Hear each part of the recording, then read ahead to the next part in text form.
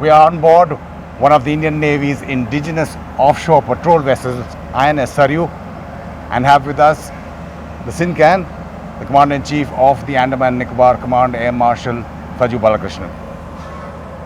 Thanks again, sir, for giving us some time, and this is like a beautiful surrounding, and we are very privileged to have this access that you've enabled. But if you could explain to our viewers the significance of the Andaman and Nicobar Islands. I know it's a cliche, but people talk about it as the unsinkable aircraft carrier.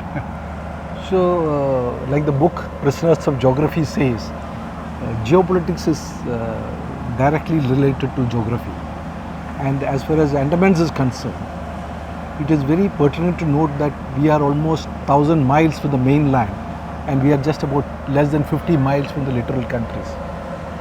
More important is that we are astride the largest shipping line as far as Asia is concerned, 6-degree channel, through which almost 80% of Chinese shipping goes through. Not just Chinese, if you look at the entire Southeast Asian economy, it is determined by the shipping line of 6 degrees. And you also have a smaller one, 10-degree channel.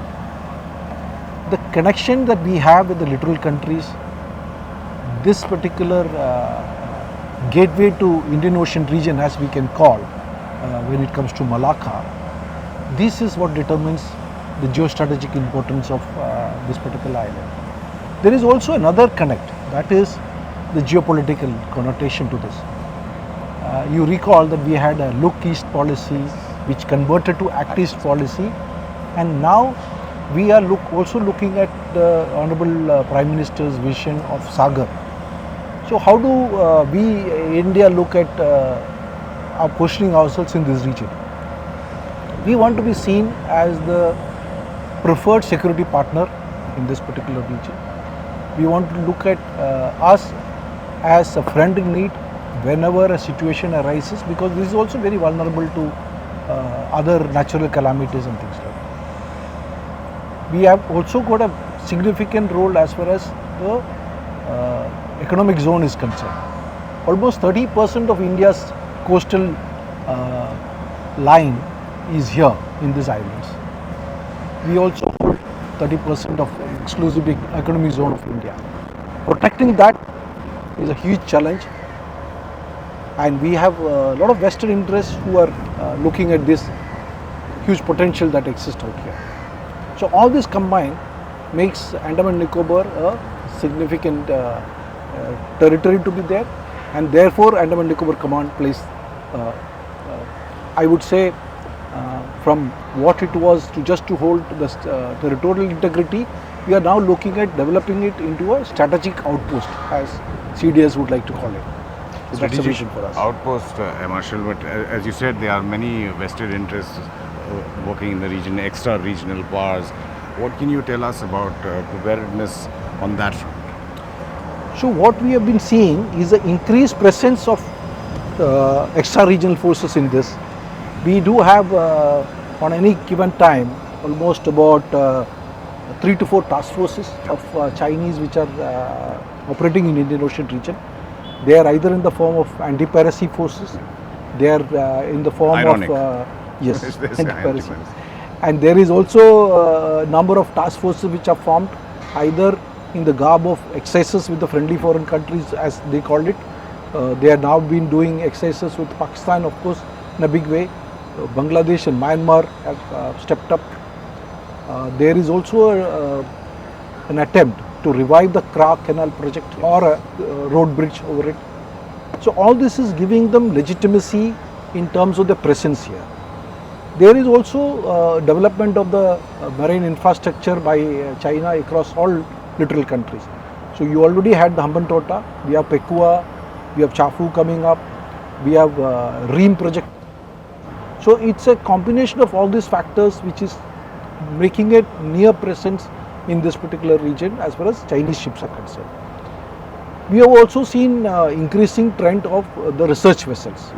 So every time they are there, whenever we are in the process of launching a missile, testing, or even their own satellite launches, as far as satellite tracking is concerned, in the garb of doing that, they are here. What they are trying to actually do is exploit the provisions of international norms or international maritime conventions as so enclosed is very well utilized by them. They can freedom of navigation of the seas is there. So they are presently present out here. It is our duty that whenever any such ship is in this region, we ensure that we are there tracking and shadowing them, and in case we find that they are intruding into any of our desired areas, then we either politely tell them to move away or position ourselves in such a way that it becomes difficult for them to operate and they move. So this has been general trend that we do.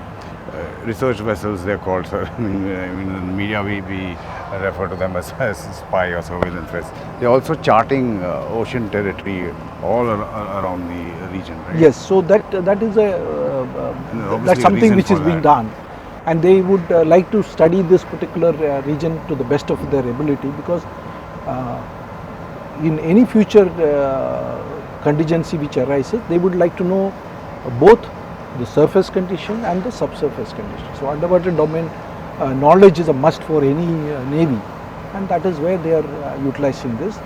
Yes, they have the right of navigation as far as the open seas are concerned. We also have our own rights. We are exploiting that to the best of our ability. I said it's ironic because they call it anti-piracy all the way to Aden, and we know what the actual purpose is.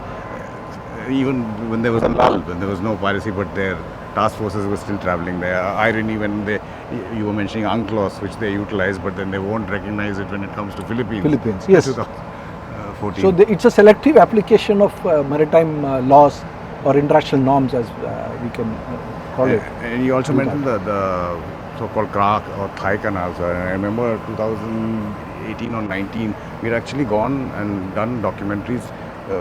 Documented the whole planned route or the proposed route. Now you're saying there are proposals of maybe a road or rail. Yes, so it could be a overland bridge connectivity.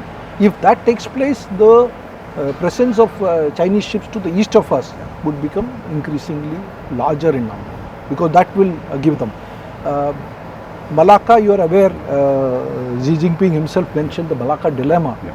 And we need to understand Malacca a little more. It's a natural depth. For most of the shipping, they can undertake through that. And if the Malacca is not available to them, then they have to shift to the southern ones. Sunda and Lombok. Sunda being narrower and shallower has its own challenges. So then all of them have impact in terms of economics, impact in terms of the time factor. So they would like to protect it. APF, you could also look at how they today operate. It is not just that they come, task force maintain itself in that area and then they get replaced by the next APF. What we are increasingly see is that the APF, after having done the mission, is also now involved in a circumnavigation as far as the African continent is concerned. They could also go across and do exercises with other countries. So it's a increasing challenge for them. We see increased intrusion by submarines, and in future even the carrier task force which can come into this region. Marshal, since we are on INS Saryu and the captain has been so gracious to host us for so many days, I think we're going to, if I can use that word loosely, exploit him a bit and move to various locations in yes, we'll do that. and possibly to the bridge next. Okay, let's go.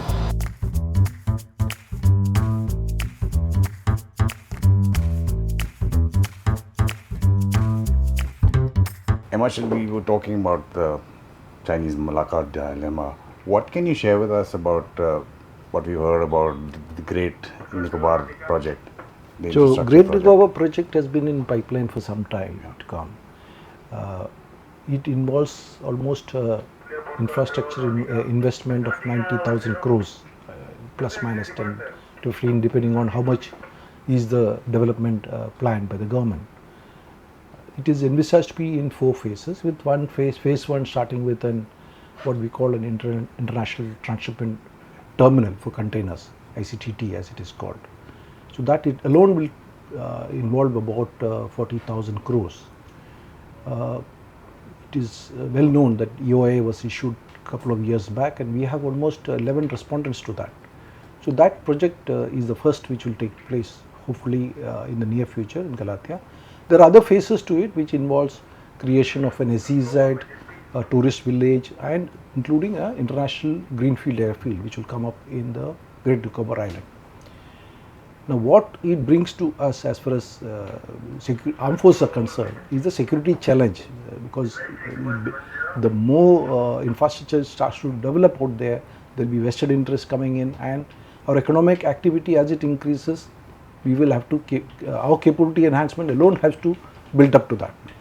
We are well aware of this. So we are adopting a proactive approach towards this. Our aim is to create both marine infrastructure and aviation infrastructure across all the islands, so that we are able to address any future challenges which come up.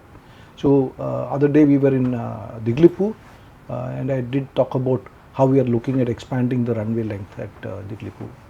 A similar approach we are adopting even at Campbell Bay. We are looking at expanding the runway length which is there right now to a full-fledged airfield which can undertake all operations.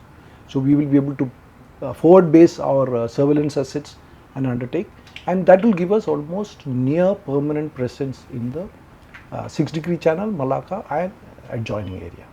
You're talking about security challenges, Marshal, but just looking out and seeing the greenery that we see in those islands there, there's a lot of worry about economic environment damage. Challenges, yes. So in every project, there are two aspects to it. That one is the forest clearance as we do, and we also do an economic impact assessment, EI as it is called. So that's a procedure that we follow. But what government has itself realized is that many cases this has become a stumbling block.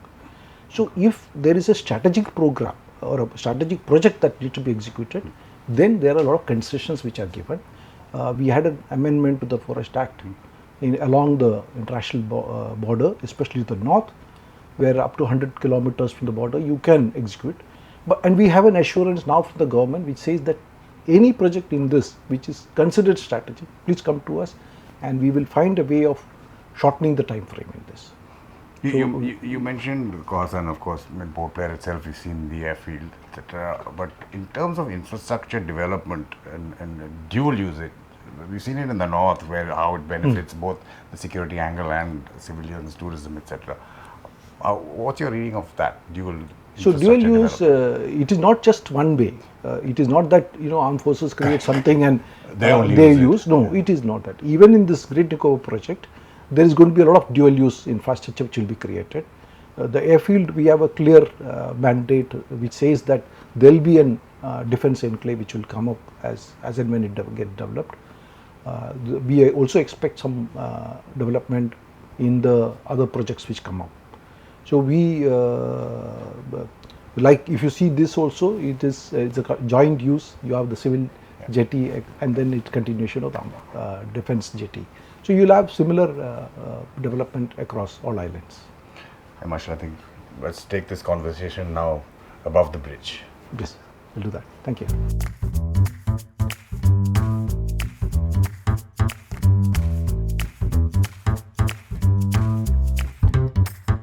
Marshal, now we've like top deck kind of thing above the bridge, and you can see other boats. In terms of exercises, now how important is it with regional players? Like when you look at the Andaman Nicobar chains, it's very close to Myanmar on the north, very close to Indonesia, Thailand, Bangladesh. They're all littoral states there, and we have bilateral, multilateral, plurilateral exercises with many countries. Yes, so it's an ongoing process. So our aim, like I mentioned earlier, that we want to be the preferred security provider in this region. And one way is to work with the navies in the region. So we often do exercises with Thailand, Myanmar, Indonesia. There are 3 countries with whom we have what we call coordinated patrols. We are also part of Milan whenever it takes place. Other international exercises whenever it takes place in the east coast of India, we are a part. Over and above that, we recently also engaged with the Singaporean Navy in SITMEX. Incidentally, INS Utkarsh, where we were today morning, also happened to be one of the staging bases for the friendly air elements, that is maritime reconnaissance elements, to come in here, and they undertake what is called a gas and go. So they are basically exploiting the logistics arrangements which exist with us, come here, which gives them longer endurance out here, and they are able to do that. P8 has come. P8 definitely, P8As have come in a number of occasions, not just US, but even Australians have come in. The French has exhibited interest, and many countries are there as part of the collaboration. We also host mostly all the ships which are naval ships which are transiting through. They make a port of call.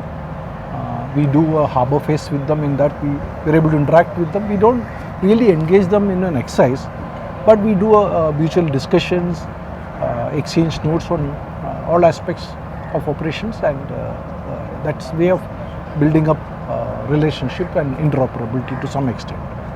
Talking about interoperability, so the Andaman and Nicobar Islands, I mean, one of the reasons why it came into the limelight again was because of the tsunami, and so that was probably the trigger for ANC also to fructify in a way. This area is prone to all sorts of natural disasters. To give you an idea, almost every week there is a mild earthquake which occurs in this region. They could be as close as 70 to 90 miles from our coast, or it could be far away. But tsunami that you mentioned, 2004, and 20th year is almost on our lap at this point. So that was sort of waking up call for us to be prepared for this. So all our elements actually have what we call an HADR brick or an HADR element inbuilt. They are equipped to take on any HADR contingencies which arise, and we react at the shortest time frame, not just in Andaman Nicobar region, but also in the littoral countries. In many cases we have mobilized to provide that. Talking about mobilization and internal, if I can switch our focus to that, and we've seen some of it here on our travels already, the outreach that goes to civilians, or whether it's medical, whether education, various other aspects, and the larger goal of that. So like all elements of Indian Government of India, armed forces, I believe, play a very huge role in the nation building, and this has been a core activity for us ever since the command has been formed. The Andaman Nicobar Command, Andaman Nicobar Islands, I would say, is a challenged place because of the distances that we mentioned. Everything has to come from mainland. There is not enough infrastructure in education and school, sort of medical aid that you talked about. So we have approached this in a multifold angles. One is that we are a part and parcel of every Government of India initiative which is launched, be it Coastal Beach, be it an Environmental Clearance Day, be it Yoga Day, or even tree plantation, the recent initiative of the Honorable Prime Minister. That we contribute, and we far exceed the target which is sort of unofficially, I would say, put down for us.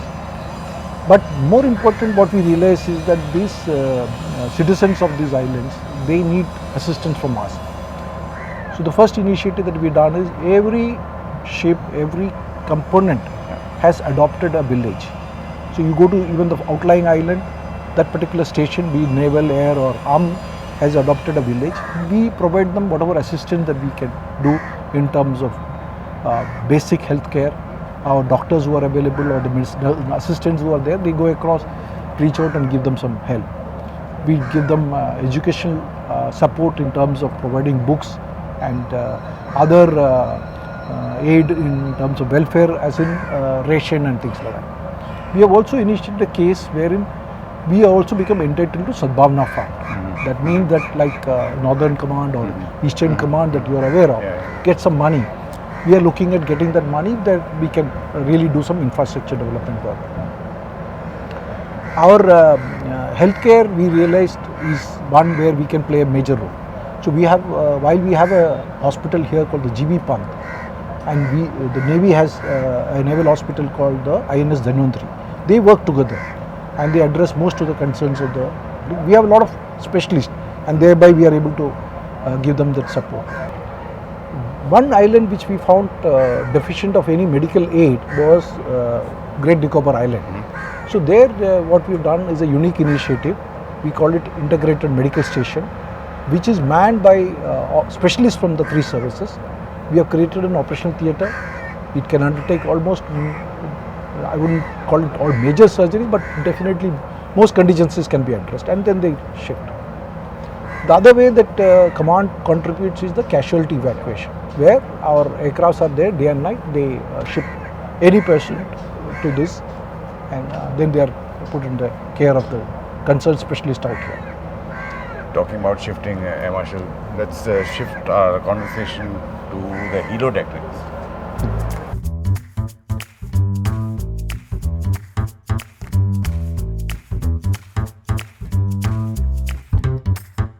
Marshal, the bigger question, the concept and the execution of the Andaman Naval Command, I mean, it's often referred to as a tri-service, but in my experience in short, it's maybe even a quad if you put the Coast Guard into it. Explain to a viewer and even the specialists who know the subject, what is the construct currently in terms of how it interacts with service headquarters individually? So if you recollect, I was talking about how ANC evolved. So Andaman Nicobar Command, rightly pointed out, has four elements. There is an army component, there is a naval component, air force component, and the Coast Guard component. So the Cincan is directly responsible for all operations, all administration and maintenance of the army, navy, and the air force. When it comes to Coast Guard, it is operationally under the control, command and control of the Cincan. Administratively and maintenance, their funds and allocation and other activities come from the Coast Guard headquarters. Some major changes took place in the recent past. As against the past, where we were reporting to the, because there was no one entity, so we were reporting as a joint command through headquarters ideas to the Chief of Staff Committee. But with the appointment of CDS, we had one person who is the permanent Chief of Staff Committee, and therefore I then report to the CDS for all operational and all other matters. So it's a one-man, in a way, command and control chain got well established. The components, as far as their equipping is concerned, the manpower is concerned, I still have to go to the service headquarters for enabling this. But the synergy has enhanced significantly. The other major sort of enhancement which took place, one is the 2017 Land Act. In the past, this particular island, whatever territory or the land that we were holding, the various components, they belong to the components.